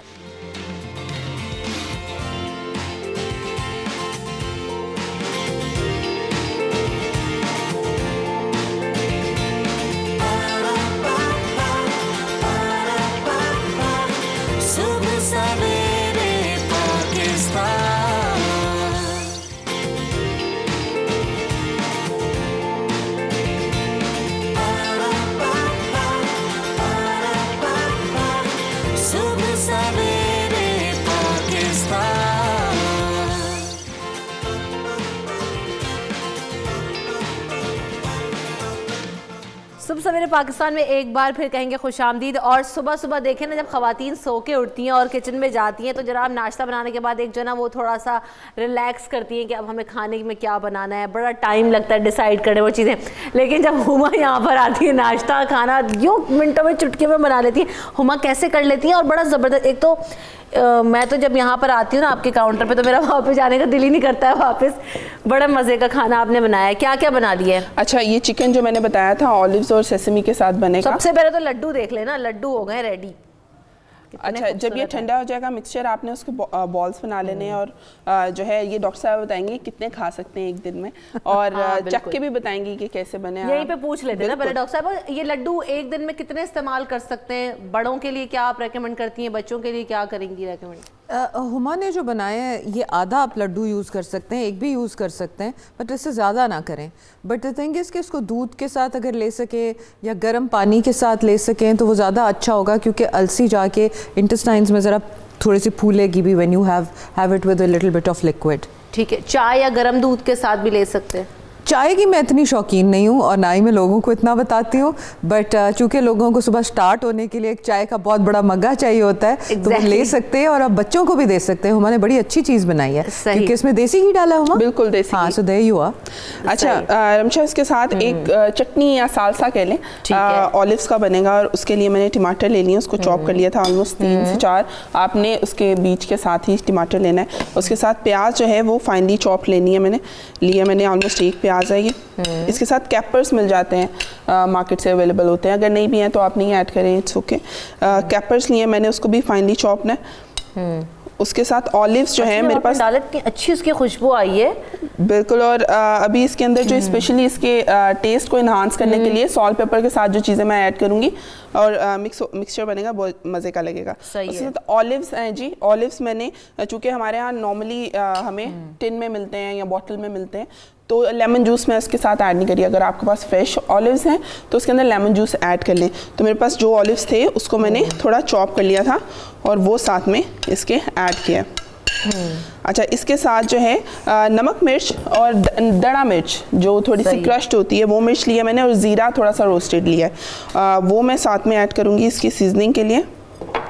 और इसको मिक्स करेंगे तो जी ये बड़े मज़े की चटनी सालसा वो रेडी हो जाएगा। सही। अच्छा, तो ये किस किस चीज़ के साथ ले सकते हैं? ये ब्रेड के साथ, और वो आपने हुमस भी बनाया है? हुमस बनाया मैंने तिल के साथ, और हुमस हो जहाँ पे वहाँ पे कैसे हो सकता है कि जी ऑलिव्स ना इस्तेमाल हो साथ में, तो हुमस है जी। और हुमस बनेगा तिल का, और तिल की जो है मैंने पेस्ट बना ली थी। उसके लिए तिल मैंने थोड़ा सा रोस्ट कर लिया था, बगैर किसी ऑयल के मैंने उसको भून लिया था। और भूनने के बाद आपने थोड़ा सा उसके अंदर पानी ऐड करके आप जो है मसाले वाली डिब्बी में अपनी उसकी पेस्ट बना सकते हैं। ये मैंने इस तरह से पेस्ट बना लिया, और ये आपकी जो है ऑलमोस्ट 10 दिन के लिए बिल्कुल ठीक रहेगी अगर आप टेम्परेचर इसको कंट्रोल फ्रिज में रखेंगे। चने मैंने लिए थे और चने मैंने ओवर बॉईल कर लिए थे। ठीक है। उसके बाद पानी उसका नहीं इस्तेमाल किया मैंने। उसके अंदर थोड़ा सा लेमन जूस, सॉल्ट डाला है, और तहीना पेस्ट जो मैंने तिल की पेस्ट बनाई थी वो ऐड करके वो मैंने इस तरह बाउल में रखी है। उसके साथ जो है अभी ऑलिव्स उसके ऊपर लगाऊंगी पीटा ब्रेड के साथ, आप सर्व कर सकते हैं। ठीक है। तो ये तो बड़ा मज़ेदार सा आपका फूड बन चुका है ऑलरेडी, ऑलमोस्ट सब चीज़ें रेडी हो गई हैं, तो बड़े अच्छे अच्छे फ़ायदे। अच्छा डॉक्टर साहब, ये अलसी का लड्डू मैं ज़रा ट्राई कर लूँ। डॉक्टर साहब आप ट्राई करिए मेरे साथ। आपको पता भी नहीं लगा और मैंने ट्राई कर लिया हुआ। कैसा बना है? बहुत अच्छा बना। इट्स मैं वेरी तो ज़िंदगी में पहली दफ़ा खा रही हूँ वैसे। अच्छा, एक और चीज़ भी इम्पोर्टेंट, वो ये कितना मज़े का है ना। मुझे लगा कोई अजीब सी चीज़ होगी। नहीं, बहुत मज़ेदार। और हुमा बनाया और मज़ेदार ना हो। बहुत मज़े का, और वाकई मज़े का। हाँ, वाकई मज़े का। खजूर के लड्डू की तरह भी आ रहा है, मतलब उसमें भी चंक्स आते हैं ना। हाँ, तो Huma all set and ready. ज़बरदस्त यार, बड़ा मज़े का। हुमा के हाथ में जादू है। हाँ बिल्कुल। ऐसे एक कॉलर आए थे, उन्होंने पूछा था कि कोलेस्ट्रॉल कम करने के लिए और फिर कौन सा ऑयल इस्तेमाल करें। उन्होंने पूछा था कि क्या हम olive oil extra virgin use कर सकते हैं स्टेंटिंग, प्री स्टेंटिंग, स्टेंटिंग या पोस्ट स्टेंटिंग। ठीक है। तो बिल्कुल आप यूज़ कर सकते हैं, बल्कि अमूमन डॉक्टर्स यही या जो हैं डाइटिशियंस वो यही प्रिस्क्राइब करते हैं कि आप ऑलिव ऑयल के ऊपर जंप कर जाएं। बट देन अगेन एक कुकिंग मेथड भी आपने घर में चेंज करना है, जिसका मतलब है कि आप वो जो भून भून के वो वाला सिस्टम ऑफ करें और अपने घर में स्टर फ्राइड और इन चीज़ों को ज़्यादा इंट्रोड्यूस करें, क्योंकि ऑलिव ऑयल की भी स्मोकिंग पॉइंट एक हद तक आती है, एक हद तक जाके आगे वो भूनने में फिर आपके लिए इतना फ़ायदेमंद नहीं होता। तो स्टर फ्राइंग के ऊपर चले जाएं, सैलड्स के ऊपर, जैसे अभी इन्होंने हमस बनाया, दैट्स वेरी हेल्दी। हमस इस्तेमाल करें अगर यूरिक एसिड नहीं है तो, क्योंकि चने होते हैं इसके अंदर, तो इसलिए जिन लोगों में यूरिक एसिड हाई होता है वो फिर ना इस्तेमाल करें। सही। आप ये ऑलिव ऑयल का इस्तेमाल करते हैं जी, गरम करके जोड़ों पे लगाएं, हड्डियों पे लगाएं, ख़ास तौर पे सर्दियों के अंदर कितना कारआमद होता है ये? गरम करके लगाना चाहिए, वैसे भी लगा सकते हैं, पुराने दर्द जोड़ों के, हड्डियों के ख़त्म करता है। अच्छा देखिए, नीम गरम हल्का सा, जैसे आपने हल्का सा गरम करने में क्या होता है कि पेनिट्रेशन अच्छी तरह हो जाती है और थोड़ी सी सिकाई मिल जाती है, इस वजह से इसको हल्का सा गरम किया जाता है। और इसमें एक और चीज़ अगर डाल दी जाए तो इसकी हिफाजत और बढ़ जाएगी, वो है हल्दी। अच्छा, हल्दी, चोट हल्दी जो है वो इसको हल्का सा गरम किया, जैसे फ्राई पैन आपने गरम किया, आपने तेल डाला, आपने तेल गरम नहीं किया, गरम फ्राई पैन में आपने तेल डाल दिया और उसमें हल्दी डाल दी, उसको मिक्स किया और फिर रुई पर रखकर जहां आपको दर्द है आप वहां पर लगा लें और बैंडेज बांध लें, तो उससे जो है ना पेनिट्रेशन बहुत अच्छी होती है और उससे आपके दर्द में फौरन आराम आता है। और जिनका यूरिक एसिड बढ़ता है वो आपने क्या करना है, वो लोग क्या करें कि इसी तरह फ्राई पैन गरम किया, ऑलिव ऑयल डाला, उसको फौरन निकाल के उसमें अदरक का जूस डाल दिया, आधा चम्मच अदरक का जूस डाल दिया, उसको अच्छी तरीके से मिक्स किया और जहां मतलब कि जो आपके छोटे जोड़ दर्द कर रहे हैं या आपकी एड़ियों में दर्द हो रहा है, आप वहां पर लगा लें और इसको अच्छी तरीके से जस्ट कर लें, तो आप देखेंगे कि आपको बहुत फर्क पड़ेगा और जो क्रिस्टल पार्टिकल्स यूरिक एसिड के जमा हो जाते हैं उसको भी डिसॉल्व करने में आपकी मदद करेगा। या वो लोग जो अपना पेट कम करना चाहते हैं, किसी तरीके से पेट कम नहीं हो रहा, तो आपने इक्वल अमाउंट में दोनों को लेना है और अच्छी तरह पेट पे मसाज करना है और बैंडेज बांध लेना है। तो इससे जिनके पेट बहुत बड़े हुए होते हैं और जिनको गैस्ट्रिक इश्यूज होते हैं और एसिड रिफ्लेक्स होते हैं, उनको भी बहुत फर्क पड़ता है। सही। और आप लेकिन शर्त ये है कि आपका जो अदरक है वो सल्फर में डूबा हुआ ना हो, जब आप उसका जूस निकालें तो वो ग्रीन ना हो, ऑर्गेनिक हो। सही। अच्छा, आप स्किन के लिए कैसे इस्तेमाल कर सकते हैं? अलसी का कुछ इस्तेमाल है हमारी स्किन के लिए, या जैतून का इस्तेमाल कर सकते हैं? बिल्कुल बिल्कुल है। सबसे पहले अलसी का तेल जो है वो बच्चों की मालिश करने के लिए बेहतरीन है। सही। जो बच्चे मतलब कि बार बार गिर जाते हैं, चल नहीं पाते हैं, तो उनके लिए अलसी का तेल बेहतरीन है। कि मैंने हमेशा अपनी पूरी प्रैक्टिस में हमेशा अपने पेशेंट्स को कहा है कि फ्लैक्सीड के ऑयल यानी कि अलसी के तेल से मसाज किया करो।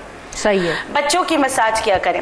अच्छा, बच्चों के लिए तो है ही अच्छा, लेकिन हमारे चेहरे के लिए बहुत अच्छा है। आपने करना क्या है कि अलसी का तेल लेना है और घर में जो है आप चावल को भिगो दें। चावल भिगो के फिर उसको ब्लेंड करें, ब्लेंड करके छान लें। छान के ये राइस मिल्क बन जाएगा। इसको इसमें मिक्स करके अगर आप पूरे चेहरे पे या जहां आपको लगता है झुर्रियां ज्यादा है, आंखों के गिर्द, हर जगह रोजाना रात को लगाकर सोएं और सुबह आप चेहरा धोएं। या आपको जहां रिंकलिंग बहुत ज्यादा है और वहां करें तो आपको लगेगा जैसे आपने आयरन की हुई है। लेकिन ये अमल आपको रोजाना करना है, तो उससे फर्क पड़ेगा। उसके तो साथ आप ये भी बता दें कि अलसी का तेल बहुत ज्यादा जल्दी खराब हो जाता है, इसे प्रिवेंट कैसे करें, रखना किस तरह है इसको? मैं आपको बताती हूँ वो तरीका। देखिए, अलसी का तेल कभी भी खराब नहीं होगा क्योंकि उस पर एक्सपायरी लिखी होगी अगर वो कोल्ड प्रेस होगा। किस मशीन में निकलता है वो उसकी वजह से उसमें वो खराब हो जाता है। ठीक है। हर तेल जो है 6 महीने से 2 साल तक चल सकता है अगर उसको निकाला सही गया हो। और आपको लगता है कि फ्लैक्सीड आपने जहां से लिया है वो जो पुराने तरीके से निकाला है और वो सही नहीं है, तो आप फिर इतना लें, जैसे 50 ml की बोतल लें, वो कितने दिन आपको चल जाएगी? 10 से 15 दिन चल जाएगी, फिर जाके आप नया निकलवा लें। ठीक है। तो ये हो सकता है कोलू में आप निकलवा लें, या घर में निकालने का तरीका, इसको रोस्ट करें और इसको पानी के साथ उबालें, तो इसका ऑयल जो है वो पानी के ऊपर आ जाएगा। लेकिन बहुत आपको कलील मिकदार मिलेगी, लेकिन बेहतरीन ऑयल मिलेगा, वो आप अलग कर लें तो वो तेल आपका अच्छा हो जाएगा। ठीक है।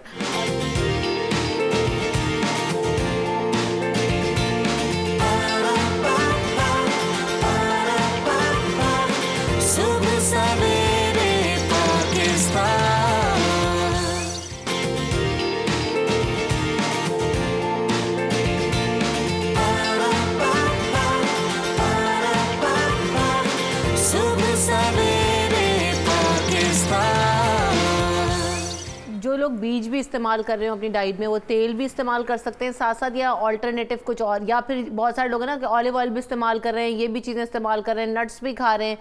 तो डाइट आपकी बैलेंस होना कितना ज़रूरी है और किन चीज़ों को डाल सकते हैं साथ में जैतून और अलसी के? आपका बड़ा पर्टिनेंट क्वेश्चन है, क्योंकि वाकई लोग अब जैसे ऑयल्स पे हमने प्रोग्राम किया तो ऑलिव ऑयल और फ्लैक्स सीड और सारी चीज़ें यूज़ करना शुरू कर देंगे। यू कांट डू दैट, क्योंकि बहुत ज़्यादा फैट्स भी, जो देखिए हर चीज़ मीडियोक्रिटी में सही रहती है। Excess of everything is bad, even if it's good, even if it's water, तो एक्सेस उसकी बुरी है। तो ऑब्वियसली अगर आप फ्लैक्स सीड ले रहे हैं, वैसे खा रहे हैं उसको ग्राइंड करके, तो then there is no need कि आप उसका ऑयल भी यूज़ कर लें, उसको लें मतलब पिएं, अनलेस एंड अनटिल कि आप उसको फेस पे मसाज करें। But then you have to understand कि इवन ऑयल्स जो आप मसाज करते हैं वो भी आपकी बॉडी के थ्रू अब्जॉर्ब होते हैं। तो इसलिए एट अ टाइम अपने लिए कुकिंग ऑयल्स को या वैसे जो ऑयल्स हैं उनकी मिकदार कम ही रखें। हम ये कह रहे हैं कि आप ऐसा ऑयल यूज़ करें जो कि आपके लिए हेल्दी हो। हम ये कह रहे हैं, हम ये नहीं कह रहे कि उसको एक्सेस यूज़ करें या उसको पीना ही शुरू हो जाएं। एक इम्पॉर्टेंट चीज़ जो है, आजकल इन्फ्लेमेशन का दौर है, इन्फ्लेमेशन बड़ी जल्दी हो रही है, एलर्जीज़ बहुत ज़्यादा हो रही हैं क्योंकि इतने टॉक्सिन्स हैं। जैसे अभी स्मोक की पिछले दिनों एक गुफ्तगू हो रही थी, ठीक है, तो उन चीज़ों में इन्फ्लेमेशन होती है कि आपकी बॉडी उससे रिएक्ट करने के चक्कर में सूज जाती है, और जब इन्फ्लेमेशन होती है तो ख़वातीन सुबह उठती हैं तो मुंह सूजा हुआ होता है, यहाँ पे आई बैग्स बने होते हैं, हाथ पैर सूज जाते हैं, ब्लोटिंग हो जाती है। तो उसमें भी ये जो अलसी का ऑयल है ये काफ़ी इन्फ्लेमेशन को कम करता है क्योंकि इसके अंदर ओमेगा 3 जो फैटी एसिड्स हैं वो होते हैं। But at the same time मैं एक और चीज़ भी बता दूं कि हर चीज़ हर बंदे को सूट नहीं करती, ठीक है। सो अगर आपको अलसी का तेल या अलसी खाने के बाद ब्लोटिंग हो यानी कि अफार हो, और इसके अलावा आपको पेट में दर्द शुरू हो जाए, तो फिर प्लीज़ इसको ना लीजिए। ठीक है, एक कॉलर है हमारे साथ, सीमा। अस्सलाम वालेकुम सीमा। वालेकुम अस्सलाम, कराची से बात कर रही हूँ। जी सीमा, क्या पूछना चाहती हैं? बस ये जो आज आप अलसी जैतून के बारे में तो काफ़ी मालूम है, लेकिन ये जो अलसी के बारे में आप प्रोग्राम कर रहे हैं तो इसके लिए मुझे मालूम करना था कि जोड़ों के दर्द, और लेकिन मैंने सुना है कि ये थायराइड के लिए अच्छा नहीं होता है, तो क्या जो थायराइड के पेशेंट हैं वो ये इसको ले सकते हैं? क्योंकि थायराइड भी है और अर्थराइटिस भी है और ब्लोटिंग मतलब ये भी है, तो उसकी वजह से जो है स्वेलिंग बहुत रहती है, ब्लड प्रेशर भी रहता है। तो ये सारी चीजों में क्या ये खाया जा सकता है? क्योंकि सरस के बीज और ये दोनों चीज मुझे बताया गया है कि दोनों चीज जो है वो थायराइड के लिए अच्छे भी हैं और गलत भी है, तो इसके बारे में थोड़ा सा बता दीजिए। ठीक है, डॉक्टर साहब से भी पूछ लेते हैं और डॉक्टर बिल्कीस से भी पूछ लेंगे। जी डॉक्टर साहब। आई थिंक कि फ्लैक्सीड इज़ नॉट, कहते हैं कि थायराइड के लिए is not good for people who suffer from hypothyroidism, उनको ना दिया जाए। तो अगर आर्थराइटिस के लिए और ऑलिव ऑयल का इस्तेमाल कर लें तो दैट वुड बी बेटर। हम क्यों ऐसी चीज़ करें ज़बरदस्ती जो कि आगे जाके किसी और चीज़ को ख़राब करें। ठीक है जी, आपा आप क्या रेकमेंड करती हैं उन्हें? मैं भी यही कहूँगी कि अगर हाइपोथायरॉइड है तो अलसी फ्लैक्सीड आपके लिए अकेला अच्छा नहीं है, यानी कि सिर्फ आप इसका इस्तेमाल करेंगे तो फिर आपको नुकसान हो सकता है। अगर आप इसके साथ चीज़ें मिला लेंगे, अगर आपको यही इस्तेमाल करना है तो आप इसके साथ फिर मेथी दाना और हल्दी मिला लीजिए, सही है।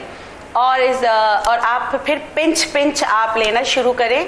अगर आपको लगता है कि आपकी इन्फ्लेमेशन कम हो रही है, 7 दिन करके देखें। अगर आपको लगता है कि ये आपको फायदा कर रहा है तो आप इसका इस्तेमाल करें, और खाली पेट कभी भी ना करें। हाइपोथायराइड वाले खाली पेट बिल्कुल भी ना करें। तो देख लें, अगर आपको करना ही है तो अव्वल तो मैं इस बात पे बिल्कुल मुत्तफिक हूँ कि भाई ना करें तो ज्यादा बेहतर है। ठीक है, एक और कॉलर हमारे साथ मौजूद है, सफदर। अस्सलाम वालेकुम सफदर।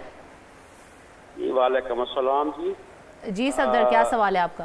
जी मैं सवोदा से बोल रहा हूँ। ये मेरी वाइफ है, उनको 6 साल से उसके रैशेज हो रही हैं, तो मैं मशवरा, मेरे पास नुस्खा है ये, तो मैं उनसे ये जो आपकी मशवरा दे रही है ना, ये जो देसी नुस्खे वाली, जी जी, इनसे मैंने कंफर्म करना है कि ये नुस्खा कहाँ तक ये बेहतर है, इसको करना चाहिए कि नहीं करना चाहिए। जी बताइए नुस्खा। बकरी का दूध आधा गिलास, इसका मूली का रस, मूली का जूस यानी वो भी आधा गिलास, यानी कुल 1 गिलास सुबह, 1 गिलास रात को 3 महीने के लिए इस्तेमाल करना है। तो आपके डाइट से जो है ये की जान छूट जाएगी उससे। मेरी वाइफ जो है 6 साल से डायबिटीज उसके हो रहे हैं, वीक में 2 बार करा रहे हैं। तो ये प्रॉपर्टीज क्या है इसमें, बकरी के दूध में और इसमें मूली में, ये किस हद तक काबिल अमल है, ये काबिल असर है? सही है, ठीक है जी। सफदर साहब का सवाल है, बकरी का दूध और मूली का जूस जो है वो इस्तेमाल करने को कहा है, और आधा ग्लास मिला के। जी आपा। अच्छा, सबसे पहले तो मैं नुस्खे वाली नहीं हूँ, मेरा एक नाम है, ठीक है। तो नाम से बुलाया जाए तो ज़्यादा बेहतर होता है। और दूसरी बात ये कि मूली का रस रात को इस्तेमाल ही नहीं किया जाता, सही है। बकरी का दूध की अपनी प्रॉपर्टीज़ हैं, लेकिन बकरी का दूध आपके ब्यूटी के लिए बहुत अच्छा होता है। अगर आपको पेट का कोई मसला है तो ऊँटनी का दूध ज़्यादा बेहतर होता है कि ऊँटनी का दूध इस्तेमाल किया जाए। और डिफरेंट स्कूल्स ऑफ थॉट्स हैं, मैं जिस स्कूल ऑफ थॉट से बिलोंग करती हूँ वो रात को दूध पीना मना करते हैं, ठीक है। दूध का इस्तेमाल सूरज के साथ हो तो ज़्यादा अच्छा है, क्योंकि एब्जॉर्प्शन सूरज के साथ ज़्यादा बेहतर होती है। तो और मूली का रस बहुत अच्छा है, लेकिन मूली का रस भी रात को नहीं इस्तेमाल करना चाहिए। तो मेरे भाई को चाहिए कि अगर ये वाला नुस्खा आपको किसी ने दिया है और आप इसको ट्राई करना चाहते हैं तो दोपहर में करके देख लें, और जो जितना मिकदार बताई गई है वो बहुत ज़्यादा है। ठीक है, तो आप देख लें, करके देख लें, आप 1-2 दिन करके देखें, अगर इससे आपको फ़र्क पड़ता है तो आप इसको कंटिन्यू कीजिए। ठीक है, एक और कॉलर है हमारे साथ, हिना, अस्सलाम वालेकुम। वालेकुम अस्सलाम जी। जी हिना, क्या सवाल है आपका? जी, मुझे डॉक्टर बल्कि से बात करनी है। जी सुन रही है आपको, पूछिए। जी अस्सलाम वालेकुम डॉक्टर साहब। वालेकुम अस्सलाम। जी डॉक्टर साहब, मुझे आपसे ये पूछना था कि मेरी सिस्टर के ये अंडर आर्म में छोटी छोटी, बिल्कुल छोटी छोटी गिल्टियाँ हैं, और वो डेट से हफ्ता 2 पहले उनके ब्रेस्ट में पेन स्टार्ट हो जाता है। तो किसी ने कहा है कि मखसूस से पहले हो जाता जो है ये इसके लिए बेहतर है। अच्छा, सबसे पहले इन्वेस्टिगेशन लाजमी कराएं। आपने अल्ट्रासाउंड कराना है, डॉक्टर के पास जाना है, दिखाना है, ठीक है। हर गिल्टी ख़राब नहीं होती, बिनाइन भी हो सकती है, लेकिन इन्वेस्टिगेशन लाजमी कराएं। और जिस्म में कहीं भी लाइपोमा जिसे हम कहते हैं, फैट डिपॉजिट हो जाता है, जो बिनाइन होते हैं और पूरी बॉडी में होते हैं और वो आगे जाके बड़ा पेन करते हैं, उनके लिए अलसी बहुत अच्छी है। अलसी का तेल पीना भी बहुत अच्छा है। और फ्लैक्सीड को सिर्फ आपने क्या करना है, सिल बट्टे पे थोड़े से पानी के साथ आपने उसको ग्राइंड कर लेना है। करने के बाद आपने क्या करना है, जहां आपको लाइपोमा है या गिल्टियां हैं, आप उसको वहां पे जैसे पेस्ट को लगाकर पट्टी बांध दें, और ये अमल रोजाना करें। मेरे कहने पे 15 दिन करें, आप देखेंगे कि आपके जो फैट डिपॉजिट्स हैं वो डिसॉल्व होना शुरू हो जाएंगे। अगर ये नहीं कर सकते, वैसे तो पहले ये रेमेडी है, ये करना है, नहीं तो फ्लैक्सीड ऑयल ही लगा लें, लेकिन ज़्यादा बेहतर है कि अलसी का बीज ही पेस्ट बना के लगाएं, उससे बहुत फ़र्क पड़ता है। सही। अच्छा, आपने बड़ी ज़बरदस्त चीज़ें बता दी हैं। कुछ लोग जो है ना खाली पेट इस्तेमाल करते हैं डॉक्टर साहब, जैतून का तेल या ऑलिव्स जो है खाली पेट खा लेते हैं, ठीक है, बिल्कुल अर्ली मॉर्निंग लेना, या रात में अगर इस तरह से लें तो हैवी तो नहीं हो जाता है? किस टाइम लेना मुनासिब है, पूछना मैं ये चाह रही हूँ।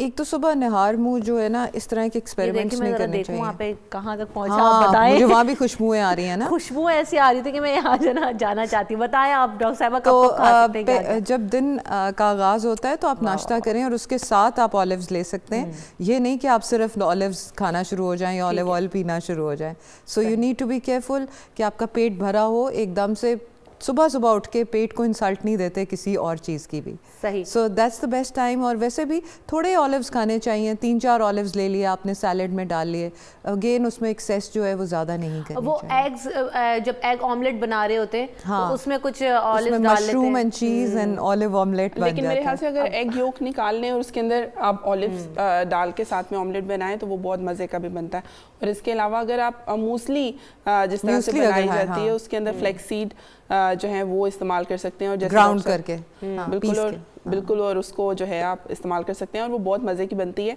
अब बल्कि मैं देख रही थी जो रेडीमेड पैकेट सीरियल्स के आते हैं मूसली के, उसके अंदर भी जो है बहुत से ऐसे फ्लेवर्स भी आ रहे हैं, लेकिन आप खुद से जो क्विक कुकिंग वाले ओट्स होते हैं उनको लेके वो भी घर में बनाएं। अच्छा डॉक्टर साहब, हमने एक फॉर एग्जांपल नाश्ता ट्रे तैयार करनी है, ठीक है, और उसमें हमने एक एग भी शामिल कर लिया, जैसे मैं ऑमलेट की बात कर रही हूँ, फिर कितने ब्रेड स्लाइसेस ले सकते हैं, बटर ले सकते हैं, नहीं ले सकते, कितने ऑलिव्स उसके अंदर होने चाहिए, कि स्टैंडर्ड मतलब हेल्दी नाश्ता आप बता दें कि क्या होना चाहिए उसमें? हेल्दी नाश्ता ये होना चाहिए कि उसमें एग होना चाहिए, अगर आप एलर्जिक नहीं है एग से तो। जैसे अभी हम बात कर रहे थे, एग, चीज़, मशरूम ऑमलेट, वेजिटेबल्स आप अपनी मर्ज़ी की डाल सकते हैं। उसको आप 1 टीस्पून में ऑलिव ऑयल में नॉन स्टिक पैन में बना सकते हैं, आप उसको बेक कर सकते हैं। अगर आप नहीं बेक कर सकते तो ऑब्वियसली आप उसको फ्राई करेंगे।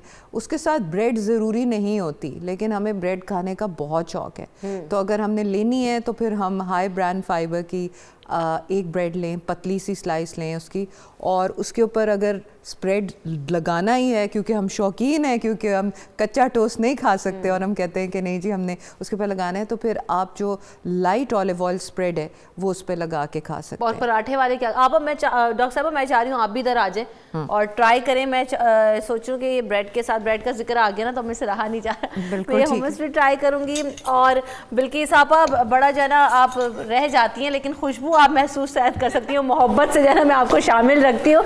मैं चाहूँगी आप आ जाए जरा लाहौर के दिन, तो आपको आप आए ना तो आपको ज़रा चखाएं ये जितनी आप बताती हैं फ़ायदे अलसी की चीज़ों के। तो हमने देखे बड़े बड़े मज़े के लड्डू बनाए, लेकिन आप नहीं टेस्ट कर सकती। तो आप लेकिन मैं आपकी जगह कर रही हूँ, आपने फिक्रमंद नहीं होना, कोई बात नहीं, आपने फिक्रमंद नहीं होना। तो जनाब ये मज़े की खुशबुएं आ रही हैं इस जगह पे, तो है ना, ट्राई करें। Thank you. इसको तो देख के कैसे बंदा छोड़ सकता है ऐसा ज़बरदस्त। आप अपने नाश्ते में रखें, आप अपने स्नैक टाइम में इसको डॉक्टर साहब रख सकते हैं ना, आप खुद भी ट्राई कर सकती हैं। हुमा और मैं जिस प्रोग्राम में जा रहे होते हैं मैं बड़ी खुश होती हूँ, मज़े मज़े के खाने मिल रहे होते हैं। आला, अच्छा वाकई आला, मैं टेस्ट कर लूँ? आप टेस्ट करें, बिल्कुल पता गया, मैं झूठ नहीं कह रही हूँ, सीरियसली। वैसे छोड़े में मज़ा मज़ेदार है। अच्छा क्या कहते हैं, ये जो अलसी के लड्डू हैं हुमा, ये कितने टाइम तक आप स्टोर कर सकते हैं? 15 to 20 डेज। एक तो ये कि बाइंड हो जाएंगे जब ये ठंडे होंगे, लेकिन फिर भी आप इसको जार में डाल के फ्रिज में रखें। जो मैंने चिकन बनाया बाहर नहीं रखना, नहीं बाहर नहीं रखना, वैसे रखती हैं, मतलब जिस तरह से मौसम चूँकि सर्दियों की सौगातों में से एक है ये, और जितनी ठंड है बाहर भी आप रख सकते हैं। 10-15 दिन कुछ नहीं होगा इसको। सही है। चिकन जो मैंने बनाया वो चाइनीज़ स्टाइल में बनाया, और मुझे ऐसे लगता है कि बच्चों को जो है ना, हमने सिर्फ 1-2 ही डिशेस हैं चाइनीज़ पे जिस पे लगा दिया हुआ, और इंट्रोड्यूस कराना टेस्ट बहुत ज़रूरी है। आप ऑलिव्स का, तिलों का इस तरह से बच्चों को टेस्ट करवाएं, और फिर आप सेपरेटली उन्हें भी दे सकते हैं ब्रेकफास्ट में या सैंडविचेस में इस्तेमाल कर सकते हैं। बहुत सी ऐसी ब्रेड्स हैं जो होल ग्रेन ब्रेड्स हैं, आप उसके साथ जो है रोल रैप्स बना के ऑलिव्स, और आजकल तो वेजी रैप्स बन रहे हैं और नॉन कार्ब रैप्स बन रहे हैं। बात ये कि आपका इंटरेस्ट कितना। अब ये देखें ना कि अगर हम बॉयल राइस की बात करते हैं तो खाली हम सोचते हैं कि जी इसको करी के साथ खा लेंगे या फिर जो है ना दाल के साथ खा लेंगे, लेकिन इतने अच्छा ऐड किया है। ज़रूरी नहीं कि फ्राइड राइस हो, वेजिटेबल राइस हो, गार्लिक राइस हो, लेकिन आप बॉयल राइस को भी ऐड कर सकते हैं। अच्छी ग्रेवी होना ज़रूरी है। So thank you so much Huma, आप आती हैं मज़े मज़े की रेसिपीज़ लेके। डॉक्टर साहब आपका आने का शुक्रिया। बिल्किस आप बहुत मोहब्बत के साथ आप शामिल होती हैं हमारे साथ कराची से, आपका भी बहुत शुक्रिया। तमाम मेहमानों को अल्लाह हाफिज़ करेंगे, और आप हमारे साथ मौजूद होते हैं रोज़ाना उसी प्यार के साथ, उसी मोहब्बत के साथ। तो हमें दुआओं में याद रखिएगा, हमें भूलेगा मत। 92 न्यूज़ की टीम और सुबह सवेरे पाकिस्तान की टीम को दीजिए इजाज़त, अपना ख्याल रखिएगा। अल्लाह ने के बाद।